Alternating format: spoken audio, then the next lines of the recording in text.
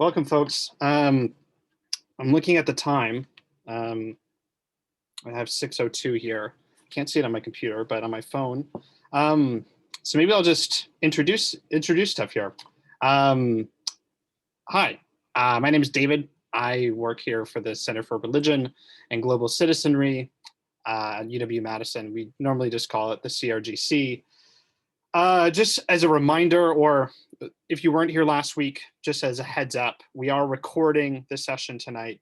That's just going to record the large group portions of the event, not small group discussions.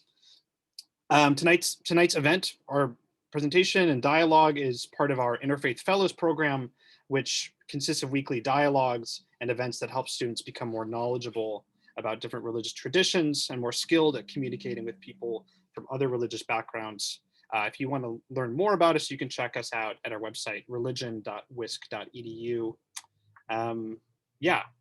If you're a guest, if you're a fellow with us, welcome, happy to see you. If you are a guest and not a fellow, welcome as well.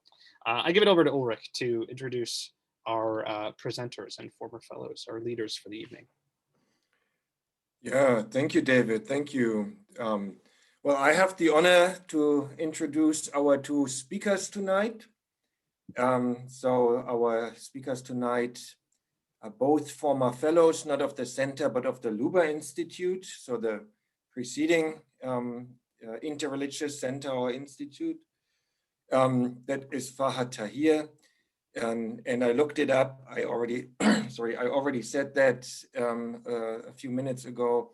So Farhad was a Luba Fellow, 2006, 2007, and that was my very first group at the Luba Institute. So the Luba Institute had started the year before. And so it's always great to see someone from a different kind of life, if you will. Farha is a graduate from the La Follette Institute with a Master of International Public Affairs, and she's now residing in Washington, D.C. And then there is Ala Fleifel, also a former fellow of the Luba Institute, and we just figured out 2013, 2014, when she was a fellow. She graduated with a Bachelor of Science in Human Ecology and Sociology in 2016, and she's now with Justice Point Inc. in Milwaukee. So it's always a delight for me to see former fellows and work with them a little bit together, have them come back to Madison, though even this is only virtually, unfortunately. But especially is that true for an event like ours tonight, where we talk about how race and religion intersect. So the official topic is exploring race and interfaith in professional life. Ala and Farha will talk about that and share a lot from their perspective and share their experiences. So without further ado, please all, and for that moment, you might want to turn on your camera, everyone, so we can see you welcoming Farha and Ala for tonight. Thank you.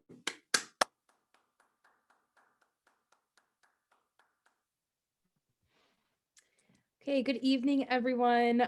Thank you for that wonderful intro, Professor Ulrich. I really appreciate it. Just something to add on past kind of what I do, also kind of my religious background and how I identify. My pronouns are she, her, hers. I'm a Muslim, I'm undocumented, and I'm Arab Lebanese. And as we discussed, I was a fellow in the Lubar Fellowship, and it was honestly a great experience, and it's great to see that there are so many people participating today. To give you guys kind of my background in professionalism and how that kind of intersected with my faith. I started wearing the hijab when I was 18 years old, right before I entered undergrad. And I always kind of struggle with wearing hijab, only because I feel like maybe I wore it later on in life. it was kind of something that I was figuring out as I went along. And my freshman year, I was in a dorm and we had this house meeting. And I don't know if it was me or if I was thinking too hard into it, but I felt like people were looking at me. I was only the hijabi in the room. So I kind of just said, like, after that meeting was over, I kind of said to everyone, is like, hey, if anyone has any questions or like comments or concerns or wants to talk to me, feel free to ask me any question you'd like. I know I'm the only hijabi here, so I welcome any question or any dialogue. And I don't know if it was like, I always felt like I had to defend myself, or I felt that I had to prove something. But again, that was like my first year stepping into wearing hijab. And I wasn't sure how to exactly represent myself. In Psych 101, there was a slide that like read Islamic terrorism. And again, I don't know if it was instinct, but I felt like, there were eyes on me. I was, again, the only hijabi in like a 200-person lecture. I felt all eyes on me, but I decided to approach the situation different. I went up to the professor and I was like, hey, there's technically no such thing as Islamic terrorism. And like that kind of gives a negative connotation on Islam. Like there's terrorism, it's not necessarily linked to religion. And I just, navigating that and figuring out how to speak to people throughout my career, especially how I was going to represent myself as a hijabi. And kind of the last thing I wanted to talk about, or two last personal stories in my professional life I kind of wanted to talk about, was getting my first job ever, which at just this point in Milwaukee. It's located downtown, so we get a lot of different clients. And a client walked in and was like, and this is a quotation, he was like, why do I always have to work with the Black and the white case managers? I want to work with that Oriental chick. He pointed at me. And that was the first time I've ever, I think, experienced something of that caliber, like something to like really like to me. And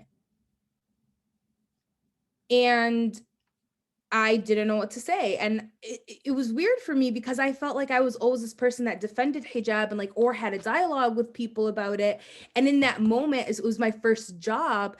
I was like, oh my gosh, if I say something, am I going to lose my job? If I like try to have a dialogue, is that going to come off as like rude? So I kind of just kept quiet. Last but not least, I one time attended this national conference. And a woman called me over and she kind of said, wow, like you're smiling a lot. And I was like, what do you mean? And she said, normally people who look like you don't really smile. And I was like, and I took that opportunity to be like, that's interesting, because actually something in Islam is like, it's sunnah to smile, which means like you get good deeds and you get rewarded for smiling at others. And, we had that dialogue there. And kind of, I guess, looking at, those are just bits and pieces of stories that I've been through. But what I've realized is dialogue is key. Having a conversation with people is key. It's kind of like what we're doing here. Having the platform, especially, I know I have a specific duty, I want to say, especially because I'm so visibly Muslim. When somebody looks at me, they assume Muslim because I wear hijab. And I've kind of had to navigate and like kind of, especially in the professional world, like I feel like, school and classmates is way different than in the job force or if you're at a conference. And I've had to kind of navigate and figure out how I would address each situation. And honestly, like, I'm not even saying this to hype it up, but even through Lubar, like I learned how to have better conversations. I feel like I was kind of, and I'm sure David and Ulrich can attest to this, I was kind of a little firecracker. Sometimes like when it came to my opinion or when it came to some way to go. And that's kind of being thrown into the professional field, like never having somebody call me out on stuff. And it actually happened twice in a professional setting. I felt like, in class or at school, I almost always had the power because people never said anything.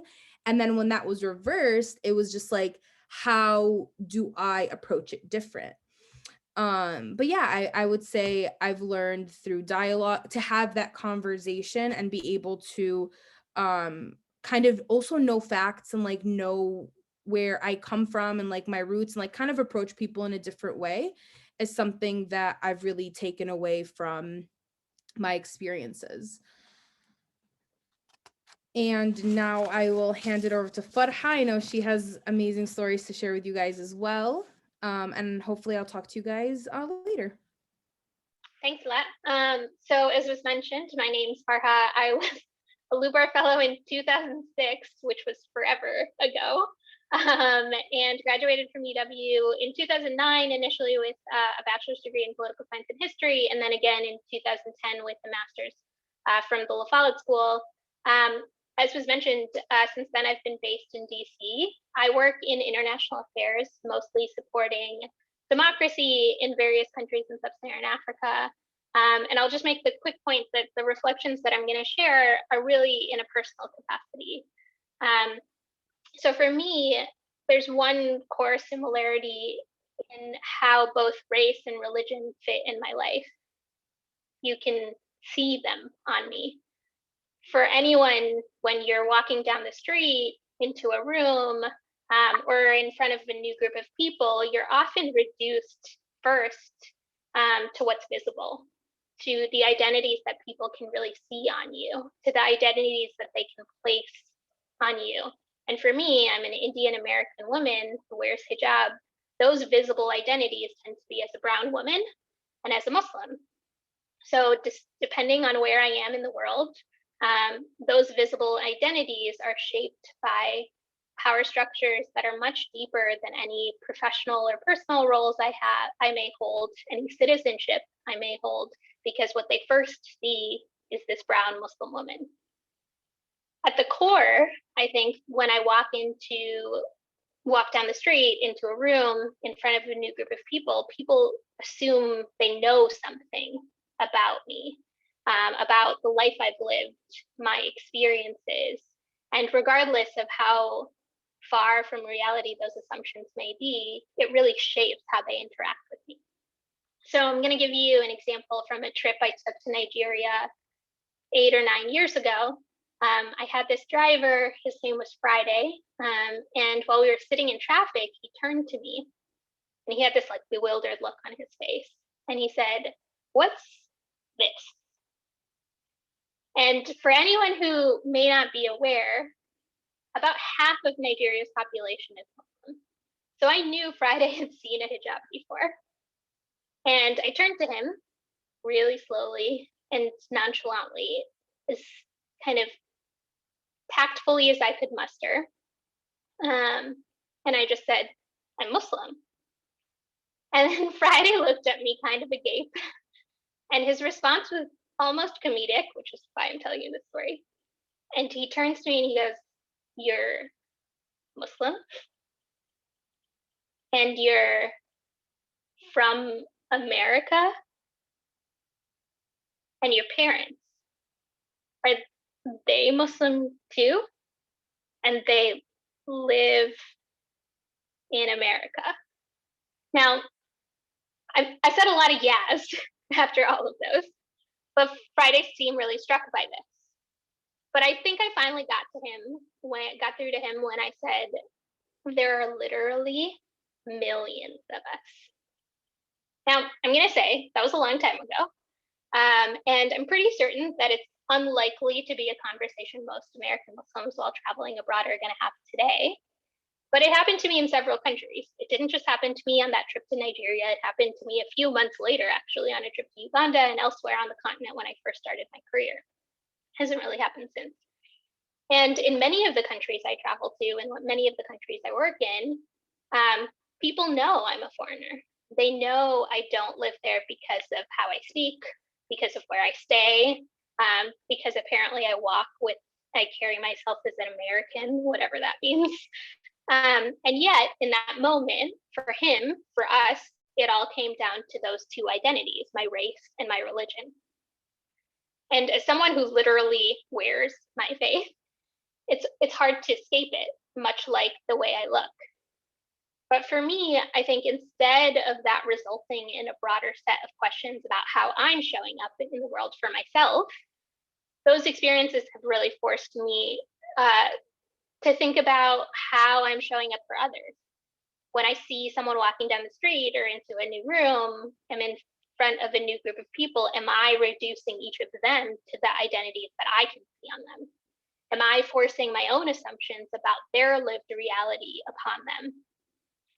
Am I perpetuating a structural power dynamic onto them? You know, I work on a continent every day whose history literally lies at the core of systemic racism as it exists in many parts of the world. So there's a power dynamic at play. I make decisions that influence people's lives, their families, their countries. And it forced me to think about how I can operate in a way that ensures that I'm listening to them and what they value, that their ideas and approaches, their expertise lies at the core of how I approach my work. And I think I have to contend with those questions every day. I have to keep myself in check, and I have to recognize the power that I have and how I'm using it, how I fit into existing power structures in the world, and whether I agree with them or not, how I play an active role in addressing them or working within them. With that, I'm going to turn it back to Lev for some additional thoughts.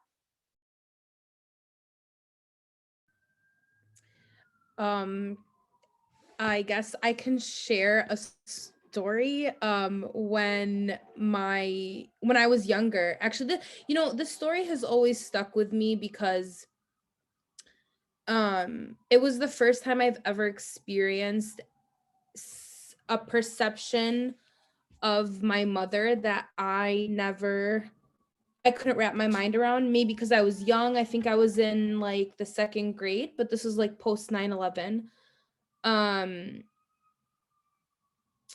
And this has a lot to do, I guess, with my identity and how, I guess I view I don't want to say this is my worldview, but I want to say like this kind of built upon, I guess, talking about maybe why I was so defensive or maybe why I felt I had to be a certain type of way is because we were kind of driving down a street in Milwaukee, and this lady asked my mom to roll down her window, and I thought that we all thought she wanted to ask my mom like a directional question. My mom rolls down the window and she says, like, she sticks out her middle finger and she says, "F you, go back to your country." And in my mind at that young age, I didn't understand what that meant. And I don't know, I've just held on to it for so long where it's just like, maybe that's why I've always been on that defense. I know I was talking to you guys about like those experiences that I've had, that I'm like, I want people to come up to me and talk to me and have a dialogue with me about my religion, about whether in the workplace, whether in my personal life. And I think Farha, when she was talking about how that guy asked her a question, I mean, I personally believe that takes a lot of courage. Like, as ignorant, in my opinion, as that question could have been, I think it creates dialogue so that people don't ask you to roll down your window and shout at you and kind of have derogatory comments. And these are kind of just things that have always stuck with me and kind of given me a reason to want to have conversations and dialogues and kind of break stereotypes down, and not have to assume like, oh, well, people in my dorm already don't like me, because that's the perception that I've had of women wearing hijab, like they just get yelled at. So I think it's super important to always remember, and Farha actually mentioned this, is like not having preconceptions of others, because I don't want people to have preconceptions of me. Yeah, I think that's an incredibly important point. I mean, and I think this demonstrates the fact that, you know, these challenges, the need for a dialogue, don't start and end in our neighborhood. They're global, but they're also, you know, we experience them in so many layered ways. And when I was thinking about that story, because I mentioned it a couple of days ago, I was actually thinking about a similar story that I experienced, where I saw someone yelling as I had my window down. This was when I was 15, and so I just started to roll my window up, and then I realized that he wasn't coming after me, but after the car to our right, which had an African American couple and it had a Black couple. And in that moment, I realized that anything I may experience, anything I may know, there are others who live it and experience it daily in ways that I don't understand, in ways that I don't know. And I think something that happens with this is that it forces you to really step into others and try to understand. You'll never fully understand what others experience or how they feel in different cases. And so I want to share a story about kind of this idea of feeling otherized, and how it manifested in my own life. So the thing about having an international job is that you're always in a different country when big things happen at home, right? And I remember I was in Mozambique when what was eventually called the Muslim ban was initially announced during the campaign. And I remember sitting on my hotel room bed and thinking what something like that would mean if it was if it actually happened while I was abroad. And a year and a little bit later, that's exactly what happened. I happened to be in India on vacation for a friend's wedding, and I had to figure out what to do. Like when I go, I'm American, but like when I go home, does this mean that I'm going to be stopped because of the airport I happen to be flying through from? Should I call a friend who's a lawyer? Should I have them meet me at the airport? And I think what all of these stories, so that stories, my stories, and the stories that you all eventually share kind of demonstrate is that race and religion sit in this existing power structure and these dynamics that are bigger than each of us as individuals. And they aren't in a vacuum. I often think about the poem First They Came, because no matter who we are, none of us, or the identities we wear, but whether visible or the ones that we hold, none of us are immune to witnessing injustices, whether they're lived or kind of viewed in others. And so it's just a matter of what we do with it. It's exactly what Alat said. There are opportunities for us to create dialogue. There are opportunities for us to see what we can do with it. And for me, my faith lies at the core of it all. It's what I do. It's why I do. It's why I think some of it matters. But I think, it gets tested at times. Seeing bad things in the world forces us to question how our faith manifests and how we can make sense of it all. It forces us to ask honest questions about how our faith communities are contributing to systemic racism or other power dynamics, like the ones that we may experience. How it reduces, how these communities that we live in and work in may reduce individuals to visible identities or the assumptions that we make about them. So what we're going to do next is we're going to move you all into breakout rooms to kind of reflect collectively on some of these things. And I'm going to pose just a few questions that I would be curious to hear your thoughts on. The first is, are there ways in which you felt reduced to some of these visible identities or caught yourself doing the same to others? How does that feed systemic racism and structural power dynamics? And what are things you can actually do to reframe and push yourself out of doing these things? We constantly have to contend with this and reflect for ourselves. The second, you're all young leaders on campus. What are things you can do to create a campus community that tackles systemic racism head on? How can you use your collective platform as fellows, which is a unique space, to contribute to this? And then finally, what does an alternative reality look like?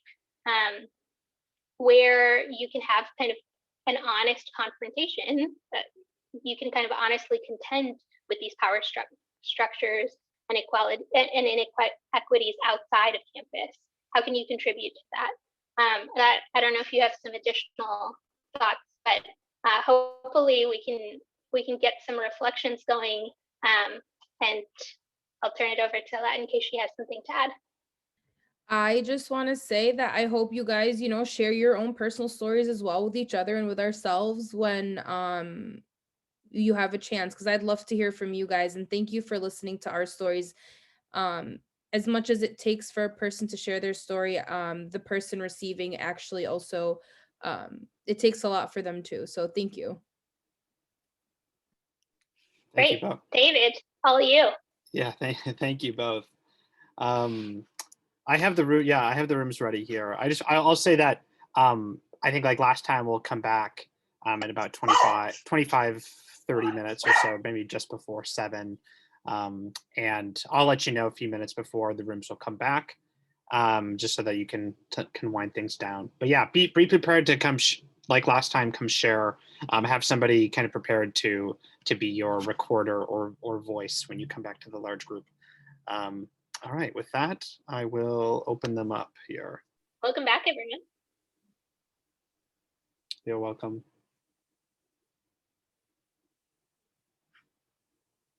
The ASM elections, have they already taken place, Erin? Or are we still? No, they're still going. I also have to go run to an ASM meeting. So, but it was lovely seeing you all and hearing from everyone. So we believe everyone, in you, Erin Lee. So everyone is Erin the only one who's running from our group? Yeah. Okay, then go, Erin. Vote Erin Lee. Vote Erin Lee, Vice President. Okay. Vice President? Yeah, I think so. She's just a rep. Okay, your turn, David. Welcome back, everyone. Just want to make sure everyone is back. Believe so. Yeah, I'll hand it over to Ella. I think we're just going to have people speak. Representatives from the groups. Sorry, I'm fumbling over this, but yeah, if you have someone that can just talk a little bit about what your group talked about, you can just go around. Okay, so I guess unfortunately, I'm sorry that this is how it goes, but group 1 wanna go? Somebody from group 1? If you know what group that is. Yeah, I do. It's right here, breakout rooms. Let's see. I'm not gonna try and pronounce names because I don't want to get them wrong. Anusha, Calvin, John, Is and it us? Nicodemus. Okay. Yeah. I can talk. So we basically are kind of, we talked about a lot, but I feel like a main takeaway that we had, and this is kind of, I guess, an idea that we could bring up to you, David, is we were talking about how we really want to bring out like interfaith, and not necessarily just interfaith, like intersectionality in general outside of our own organization. We realize that as a group that gets to have these discussions every week, we're really fortunate and very educated on this topic. And I feel like we could be a really good utilization to like bridge gaps between the different clubs.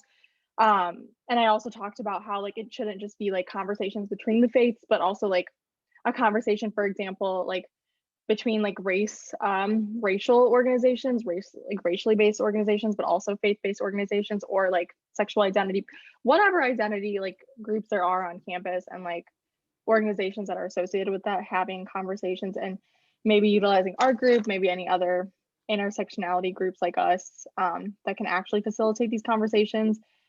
Because I feel like a big reason why a lot of us joined this was not only to have these conversations, but to be able to actually spread that to our campus and be able to make some kind of difference.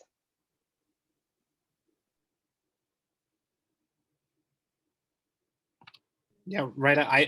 I would love to talk. We will have to talk about that further. I was just gonna touch and say, like, just kind of piggyback off of you. We actually talked about intersectionality and how important that is. Because not only are you, I guess, what people perceive you as or how you identify, you also have many layers to you.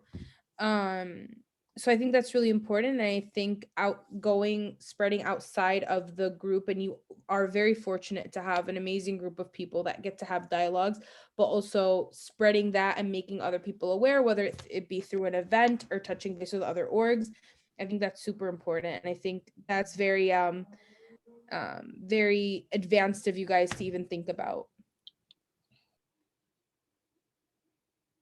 Maybe the next group can share. Group 2, do you know who you are? So Zaria, Jake, Catherine, Maya, Yassine.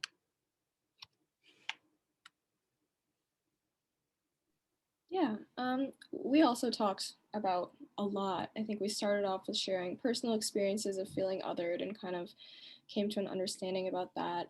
And then I think the last bit of our conversation centered a lot about like the realities of workplace and education accommodations, be that things like prayer rooms or getting time off for holidays, or we talked about the standard of looking professional and what that means and how that might marginalize some people, and just basically breaking down those standards. And Yassine, one of our fellows, brought up a good point that building relationships with people who are different from you is a very natural way to make this all happen. Yeah.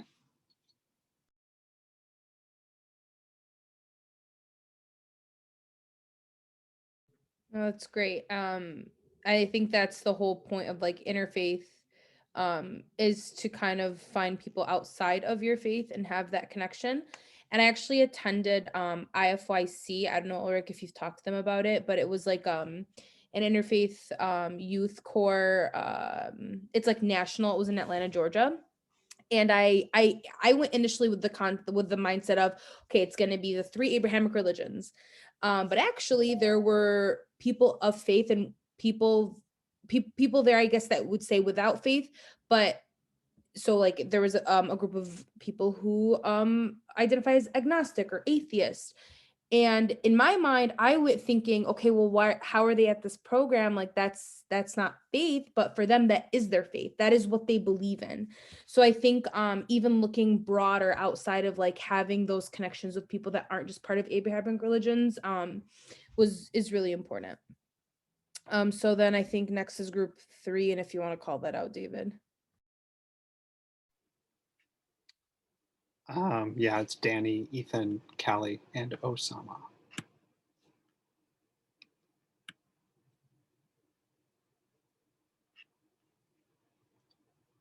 There might have been a 5th, but I don't know. That was I can talk.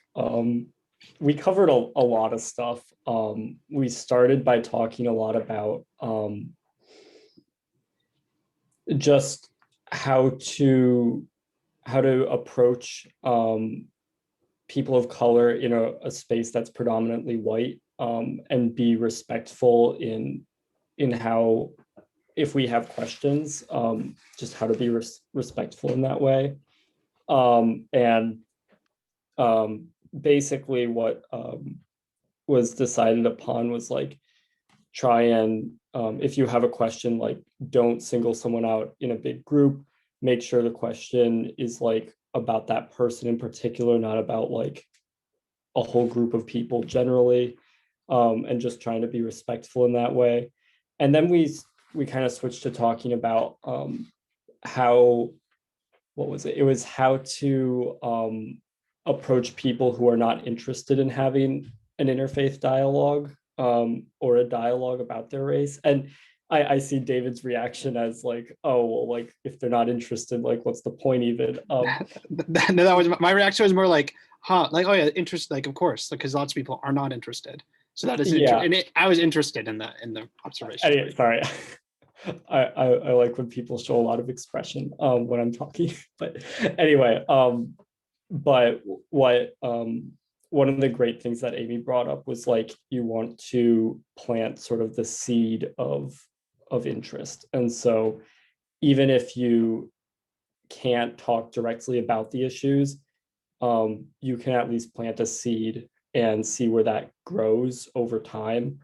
And so, oh, and the thing I like tacked on to the end was like, you don't want to be like confrontational or even argumentative, because winning an argument with someone who's not interested in the conversation isn't going to do a whole lot of good, because they probably don't care if you claim to have won or whatever. So like proving people wrong isn't like the goal of that. So yeah, that's sort of what we talked about. Yeah, I would So I think that's a really interesting point. I would just bring up that I think a lot of what this comes down to is depth of relationships, not breadth of relationships. And when people feel like you actually know them, you can have conversations that you may not otherwise be able to have. And so, and this relates also to the cohort you all have. One of the reasons you can have such open, constructive dialogues is because you do it every week. You've built relationships, you've gotten to know one another. You're not just resorting to what you assume or think you know about another person. And I think that's one of the key points that comes across in some of these conversations.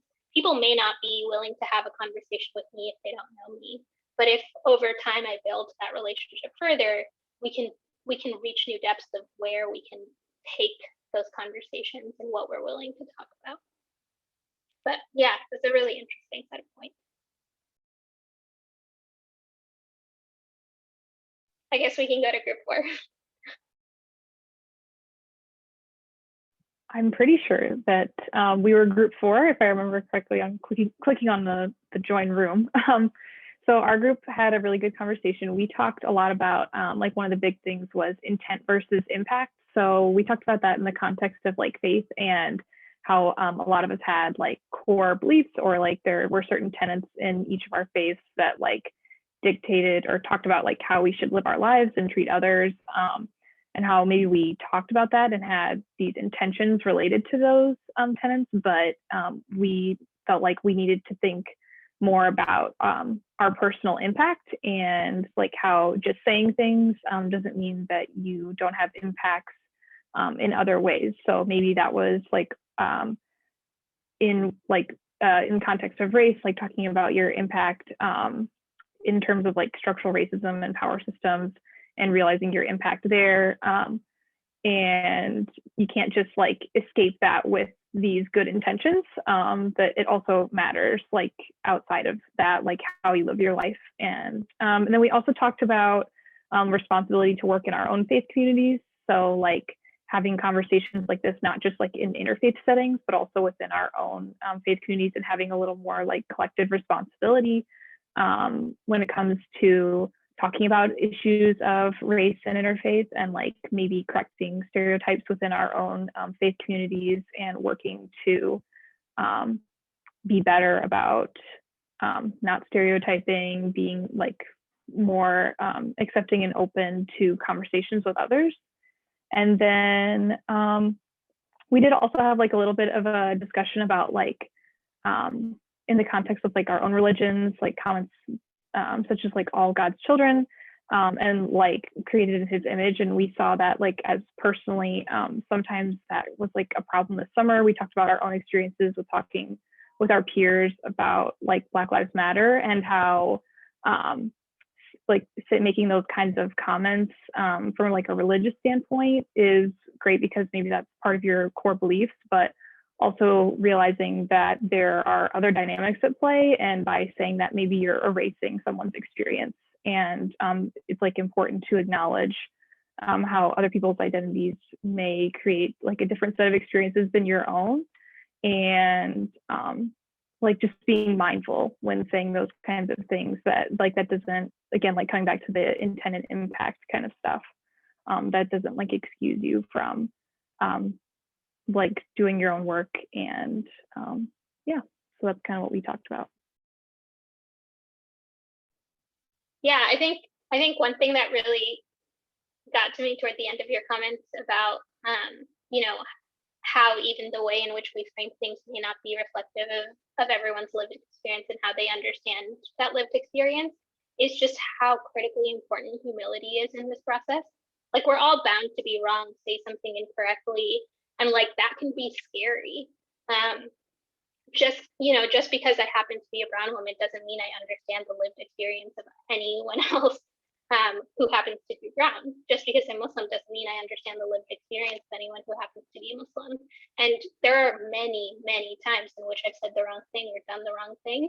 And just, I tried to make this point in my comments, but like constantly confronting our own growth and our need to reflect is such an important part of like this work. Because someone once told me self-knowledge leads to self-awareness, which leads to self-mastery.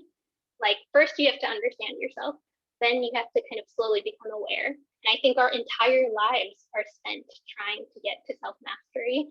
And like, you just constantly have to work on yourself. And a lot of how that plays out is going to be shaped by the experiences that you have, but more so the mistakes that you make.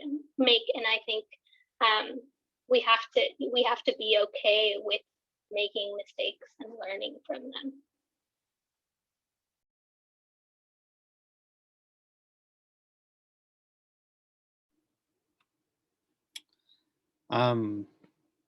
It's a really nice, really kind of nice invitation, or kind of even just a way of thinking about our growth as we continue the fellowship, and then beyond, like, for the rest of our lives, more or less. And even like for myself too, I take that seriously. So, well, this was our second week of engaging race, in particular in the context of interfaith. So I hope that thematically they felt linked. I know for the fellows, I'll probably ask you for feedback in some capacity, kind of help us, grow these kinds of programs, and just figure out what worked and stuff. But I just want to thank everyone for being here, fellow or non-fellow, and especially thank our two presenters for tonight, Farah and Allah. So and former fellow. And former fellows. Would everybody join me just in thanking them? However you see fit. I always like to clap. Really, truly appreciated it. And thanks everyone for showing up and having, trying something different, and having some longer discussions here. It's been good. Next week, we're moving on to new stuff for the fellows. We'll be talking about, non-religion 101 is the name for it. Possibly atheism and agnosticism. To be determined, but it'll be our last 101 presentation. Everything else I can email you in advance, or email you in the future to let you know about. So, Ulrich, do you have anything for us here? No, a big thank you again to our two presenters, Farah, Allah. Always happy to see you, and it's always enriching to have these conversations with you and with everyone. And since we have only one ASM candidate, you need to go out and vote. So just a reminder that that's part of your what you do here at UW-Madison. So go and vote, don't miss that. And with that, thank you all. Great conversations, and stay put. David. Thanks, everyone. Thank you. See everybody. Thank you. Thank you. Thank you. See you soon. Take care.